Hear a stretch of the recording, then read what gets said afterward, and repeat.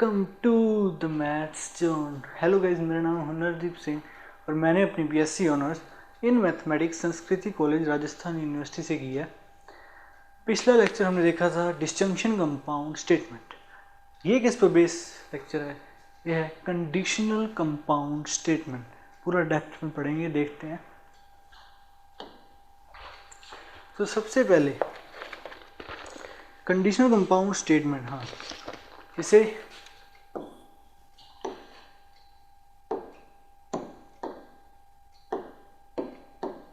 Conditional compound statement को implication भी कहते हैं, याद रखना, ठीक है। इम्प्लीकेशन, इसका कनेक्टिव क्या है?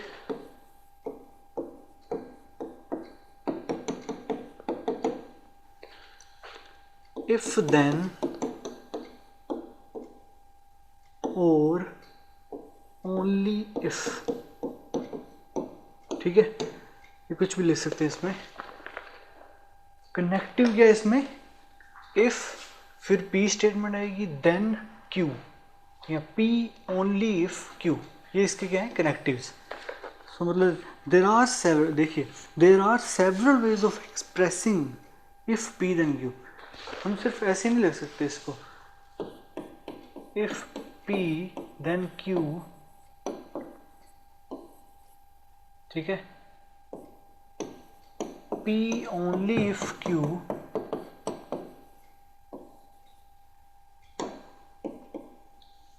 ये तो है ही, इसके अलावा भी लिखा आ सकता है, ठीक है। मतलब सेम होना चाहिए, हमें ये होना चाहिए सब में P Q को क्या करते हैं, अगर P होगा तो Q होगा। ऐसे जो भी मतलब देने वाले हैं वो सारे इसमें यूज होते हैं। मैं आपको बता देता हूँ, जैसे एक होता है P implies Q, ये भी वही मीनिंग दे रहा है, P implies Q, या हम इसे क्या कह सकते हैं, P एरो Q। सो पहला रिप्रेजेंटेशन ये हो गया। देखिए ये तो है इफ P देन Q। इसके अलावा मतलब इफ देन के अलावा कौन कौन से मतलब एक्सप्रेशन से हम कंडीशनल कंपाउंड स्टेटमेंट को लिख सकते हैं? इन सब का मतलब एक है। सेकंड है, इसको इधर कर लो, Q इफ P, वही चीज़ है, सेम, ठीक है। और अपने ऐसे भी कह सकते हैं Q व्हेन P।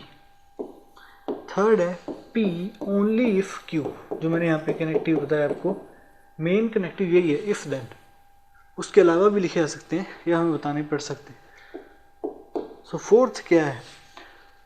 फोर्थ आगे मैं आपको पढ़ाऊंगा कॉन्ट्रा पॉजिटिव। मैं अभी थोड़ा सा बता देता हूँ कॉन्ट्रा पॉजिटिव क्या होता है। जैसे ये क्या है, कंडीशनल कंपाउंड स्टेटमेंट, इसका हमें कॉन्ट्रा पॉजिटिव निकालना है। तो कैसे निकालते हैं? इधर वाला not Q implies not P, ठीक है। इसको क्या कहते हैं? इसका कॉन्ट्रा पॉजिटिव कहते हैं। और याद रखना, किसी का स्टेटमेंट का कॉन्ट्रा पॉजिटिव उसके लॉजिकली इक्विवेलेंट होता है। ये दोनों एक ही सेम मीनिंग को कन्वे कर रहे हैं, ठीक है। तो मैं आगे बताऊंगा आपको, बट एक बार यहाँ पे लिख रहा हूँ कि इस तरीके से भी हम इम्प्लीकेशन को लिख सकते हैं। That is if not Q then not P, ये क्या है? लिख लेना अपने नोट्स में, कॉन्ट्रा पॉजिटिव। फिफ्थ मैं बता देता हूँ, ये है P is sufficient for Q, ठीक है। P is sufficient for Q। And sixth क्या हो जाएगा? Q इज नेसेसरी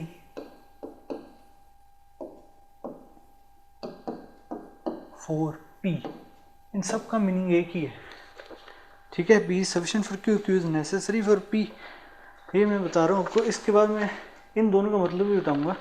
ये तो क्लियर है आपको, ये तो एक जैसी मीनिंग है इनके, ये भी ठीक है। इसको थोड़ा सा मैं डिटेल में बताऊंगा आपको कि P को Q की सफिशिएंट कंडीशन क्यों कहते हैं और Q को नेसेसरी कंडीशन क्यों कहते हैं P की। एक अच्छे एग्जांपल से समझाऊंगा मैं आपको। तो इस तरीके से एक्सप्रेस कर सकते हैं हम। आगे हम देखते हैं, जैसे एक चीज़ और, इफ P देन Q, ये देखिए, ठीक है। तो इसमें जो पहले वाला, इसको क्या कहते हैं? P को कहते हैं एंटीसीडेंट, द एंटीसीडेंट, ठीक है।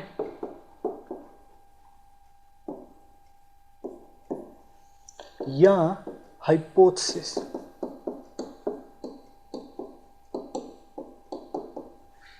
ठीक है, हाइपोथेसिस कह दो या एंटीसीडेंट कह दो। और क्यू को क्या कहते हैं? The consequent.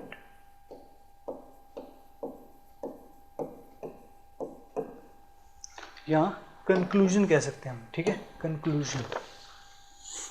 तो ये इसको इसमें मतलब बताया है मैंने आपको कि पी को एंटीसीडेंट कहते हैं या हाइपोथेसिस, क्यू को कहते हैं कॉन्सिक्वेंट या कंक्लूजन। ठीक है, हम इसमें आगे देखते हैं एग्जांपल से। एक मैं आपको बताता हूँ, एक एग्जांपल देता हूँ इस कंडीशनल कंपाउंड स्टेटमेंट का।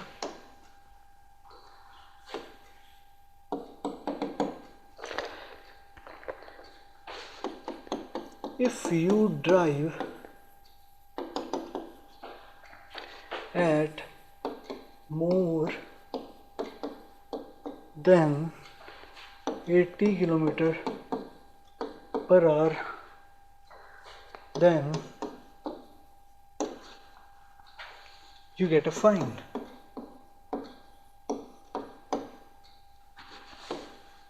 तो ये एग्जांपल है इम्प्लीकेशन का। इसका मतलब अगर आप 80 किलोमीटर से ज़्यादा ड्राइव करोगे तो आपको फाइन लगेगा। ठीक है, वैसे ये स्टेटमेंट हमने समझने के लिए ले रहे हैं, यहाँ पे कुछ और भी हो सकता था। तो if you drive at more than 80 kilometre से ज़्यादा अगर ड्राइव कर रहा है कोई बंदा, ठीक है, उससे ज़्यादा स्पीड से, तो उसे क्या होगा? फाइन लगेगा। ये होने पर ये ट्रू होगी सेकंड स्टेटमेंट, यही इम्प्लीकेशन होता है। ठीक है, ये एग्जांपल बता दिया। अब इसका ट्रुथ टेबल देखते हैं। Truth table,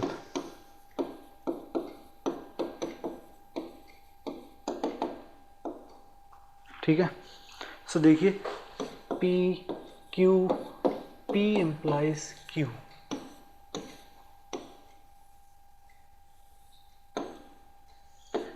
true true true false. अब तक तो आ गया होगा आपको बनाना, मतलब ट्रुथ टेबल।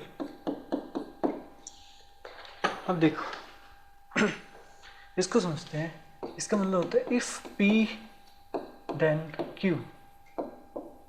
नीचे से चालू करते हैं। अगर दोनों फॉल्स हो जाएं, नहीं यहाँ से नहीं, यहाँ से गलत हो जाएगा। अगर दोनों ट्रू हैं, पी होने पर क्यू भी हो गया, तो यही तो हमारी स्टेटमेंट है, तो ट्रू हो गई। ठीक है, अगर पहला ट्रू हो गया और सेकंड क्यू स्टेटमेंट फॉल्स होगी, तो ये तो हमारी स्टेटमेंट की मतलब क्या हो जाएगी? फॉल्स ट्रुथ वैल्यू आ जाएगी। कैसे? अगर पी होने पर क्यू नहीं हुआ तो हमारी स्टेटमेंट गलत है, क्योंकि इसका मतलब क्या है कि पी होने पर पक्की बात है क्यू होगा।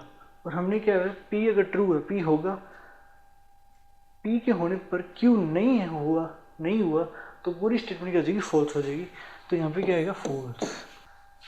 अब अगर पहली स्टेटमेंट अगर फॉल्स आती है तो ये ट्रू होंगे। कैसे? देखिए, हमें क्या दिया हुआ है, इसका मतलब है अगर P हुआ तो Q भी होगा, पक्की बात है। यहाँ पे क्या हो गया? P फॉल्स हो गया, मतलब P नहीं हुआ, तब कोई गारंटी नहीं है Q होगा या नहीं होगा, ऐसा कुछ नहीं कहा गया। तो वो ट्रू हो बड़े फॉल्स हो, हमारी पहली कंडीशन सेटिस्फाई होनी चाहिए। पहले ये स्टेटमेंट तभी लागू होगी जब पहले P ट्रू होगा। इसमें P के ट्रू होने पर Q ट्रू है।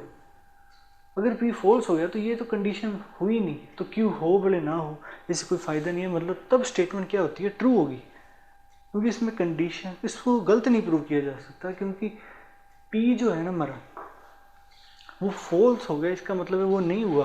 पर हमने कंडीशन दे रखी थी अगर P हुआ तो Q पक्का होगा 100%। अगर P नहीं हुआ तो Q के बारे में हम नहीं बता सकते। तो ट्रू हो बड़े फॉल्स हो, पहला अगर फॉल्स आ गया तो ये दोनों क्या हो जाएंगे? ट्रू हो जाएंगे। ठीक है, जब सेकंड में फॉल्स आएगा, गलत लिख दिया मैंने, ट्रू नहीं फॉल्स हमने पढ़ा था। ठीक है, मतलब पहले वाला ट्रू हो और दूसरा फॉल्स आ जाए, ये हमारे स्टेटमेंट का विरोधाभास है, तो यहाँ पे फॉल्स है, फॉल्स आ जाएगा। ट्रू फॉल्स ट्रू ट्रू, ये इसका क्या हो जाएगा? Truth table. अब हम एक एग्जांपल से, इसी एग्जांपल से हम समझते हैं कि नेसेसरी और सफिशिएंट कंडीशन का क्या मतलब है।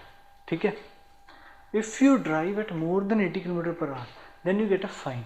ठीक है, इसका मतलब क्या है? अगर आप 80 किलोमीटर से ज़्यादा की गाड़ी चलाओगे तो आपको फाइन लगेगा। ठीक है, तो मान लो हमने 80 किलोमीटर से ज़्यादा की गाड़ी चलाई, ठीक है, तो पक्की बात आपको फाइन लगेगा। तो मतलब फाइन लगने के लिए इट इज सफिशिएंट कि आप 80 किलोमीटर से ज़्यादा गाड़ी चला दो, वो इसके लिए सफिशिएंट है फाइन लगने के लिए। ठीक है, तो क्या होगा, ये स्टेटमेंट जो है 80 किलोमीटर से ज़्यादा गाड़ी चलाना, it is sufficient condition for you get a fine. ठीक है, आप फाइन लगने के लिए ये सफिशिएंट है। इसकी दूसरी साइड क्या होगा, you get a fine that is a necessary condition for you to drive at more than 80 kilometre per hour. वो इसके लिए नेसेसरी कंडीशन हो जाएगी। मतलब कि आपको फाइन लगा है, वो जरूरी नहीं है कि आपको 80 किलोमीटर से ज़्यादा गाड़ी चलाने पर ही फाइन लगेगा। यहाँ पे क्या लिखा है, आप 80 किलोमीटर से ज़्यादा अगर गाड़ी चलाते हो तो फाइन पक्का लगेगा। अगर आपको फाइन लगा है तो ये नहीं कह सकते हम कि हमने 80 किलोमीटर से ज़्यादा गाड़ी चलाई है, क्योंकि वो सीट बेल्ट ना पहने हुए उस पर भी फाइन लग सकता है, तो वो तो कुछ भी हो सकता है। ठीक है, बट 80 किलोमीटर से ज़्यादा गाड़ी चलाना, इसके लिए आपको फाइन लगना ज़रूरी है, क्योंकि ये एक साथ होंगे। फाइन लगा इसका मतलब 80 किलोमीटर से ज़्यादा गाड़ी चलाई तो आपने एक फाइन कलेक्ट दिया है। ठीक है, सो मतलब देखिए, जो इधर वाली स्टेटमेंट है वो उसकी सफिशिएंट कंडीशन बन जाती है, ये वाली उसकी नेसेसरी कंडीशन बन जाती है। इसको एक और एग्जांपल से समझते हैं तो क्लियर होगा आपका कन्फ्यूजन। अब देखते हैं second example, if x is a square then x is a rectangle. तो देखिए, इसको समझते पहले, अगर एक्स स्क्वायर हुआ तो पक्की बात है वो रेक्टेंगल होगा। हम जानते हैं यहाँ पे यही चीज़ है कि सभी के सभी स्क्वायर्स क्या होते हैं, रेक्टेंगल होते हैं।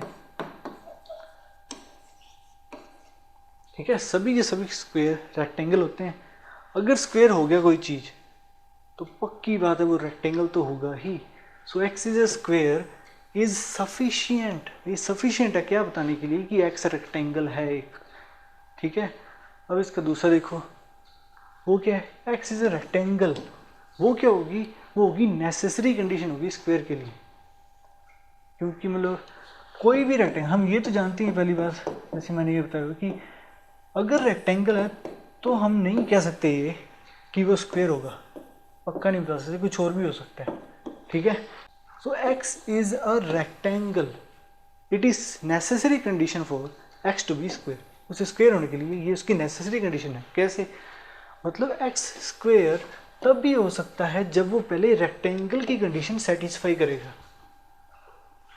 तो ही उसकी नेसेसरी कंडीशन है कि उसे रेक्टेंगल की पहले प्रूव करना होगा कि वो रेक्टेंगल है, फिर जाकर स्क्वायर बनेगा वो। ठीक है, तो उम्मीद है इससे आपको ज़्यादा समझ आया होगा। सो आगे देखते हैं, अब एक नोट देखते हैं, मतलब एक फॉर्मूला देखते हैं। P इम्प्लाइज Q को हम डिस्जंक्शन में कन्वर्ट कर सकते हैं, मतलब इसका लॉजिकली इक्विवेलेंट एक स्टेटमेंट लिखते हैं। ये होता है इक्विवेलेंट किसके, नोट P और Q, बहुत इंपॉर्टेंट है, याद रखना। ठीक है, अब इसका क्या बनाते हैं, इसकी हेल्प से हम वेन डायग्राम बना सकते हैं। देखिए, इसका सेट इक्विवेलेंट में कैसा बनेगा एक्सप्रेशन, नोट P का मतलब होता है P डैश, और का मतलब होता है यूनियन Q। तो इसका क्या बनाना है, हमें वेन डायग्राम बनाते हैं।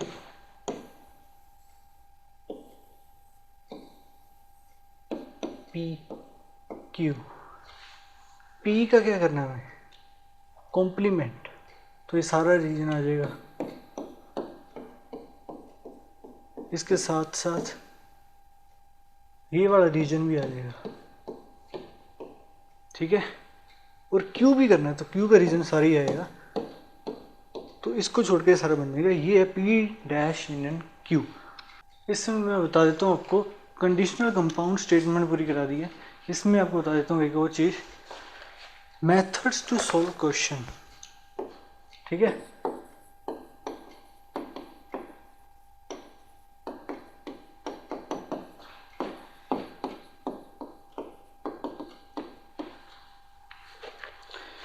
सो पहला मेथड है बाय ट्रुथ टेबल,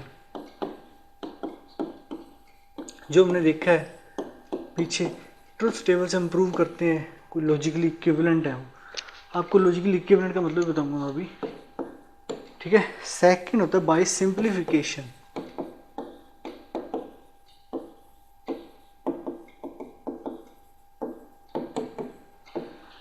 ये दो टाइप के होते हैं सिंप्लीफिकेशन में, एक होता है डायरेक्ट मेथड, सेकंड होता है सेट मेथड।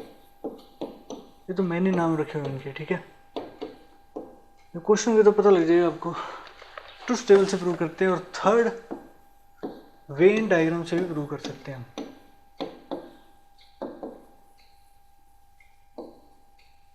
ट्रुथ टेबल से हमने समझा था कैसे प्रूव करते हैं हम। सिंप्लीफिकेशन में डायरेक्ट बता सकते हैं और एक सेट मेथड है। और तीसरा वेन डायग्राम बिल्कुल आसान है, उसका सेट इक्विवेलेंट लिखकर वेन डायग्राम बना दो तो उससे भी सोल्व, मतलब इन तरीक़ों से क्वेश्चन को सोल्व किया जा सकता है। अब मैं बताता हूँ आपको लॉजिकली इक्विवेलेंट क्या होता है।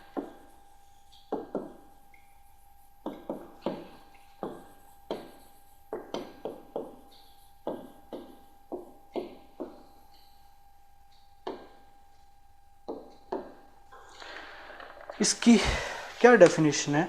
If two statements have same truth values और if they represent same regions in Venn diagram और one simplifies to other then they are called logically equivalent. 3 तरीके से बताया गया ऐसे, मतलब अगर 2 स्टेटमेंट्स हैं उनका ट्रुथ टेबल सेम आ जाए, उनकी ट्रुथ वैल्यू सेम आ जाए तो वो लॉजिकली इक्विवेलेंट होते हैं। उसको रिप्रेजेंट करते हैं इस साइन से, ठीक है। और सेकंड क्या है? If they represent same regions in Venn diagram, मतलब उनका वेन डायग्राम में शेडेड रीजन सेम आ रहा है तो वो लॉजिकली इक्विवेलेंट होगा। तीसरी चीज़ कैसे कह सकते हैं हम कि अगर एक स्टेटमेंट दूसरी स्टेटमेंट में सिंप्लीफाई होगी तो वो भी क्या होगी? Logically equivalent. तो यहाँ पे लिखिए ना, जैसे सोल्व सिंप्लीफाई करेंगे हम तो वही स्टेटमेंट सिंप्लीफाई होकर दूसरी स्टेटमेंट में अगर बदल गई तो वो लॉजिकली इक्विवेलेंट होते हैं। वेन डायग्राम में बता दिया, ट्रुथ टेबल से बता दिया, तो ये है logically equivalent. So thank you for watching this video.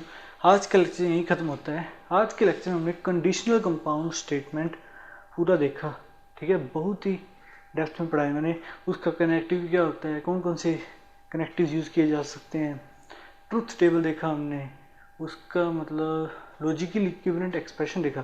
जो मैंने बताया उसको प्रूव कर सकते हैं हम बाय यूजिंग ट्रुथ टेबल। ये आपको मैं एक होमवर्क देता हूँ, जो लास्ट में आपको फॉर्मूला बताया मैंने नोट पी और क्यू वाला, उन दोनों को लॉजिकली इक्विवेलेंट प्रूव करो बाय यूजिंग ट्रुथ टेबल। तो वैसे प्रूव कर सकते हैं, ठीक है। तो खुद करके देखिए, बहुत ही आसान है वो। अगर आपको वीडियो अच्छा लगा हो तो लाइक शेयर और सब्सक्राइब कर देना और नोटिफिकेशन घंटी दबा देना ताकि आगे आने वाले लेक्चर्स का नोटिफिकेशन आपके पास सबसे पहले आए। तब तक के लिए बाय।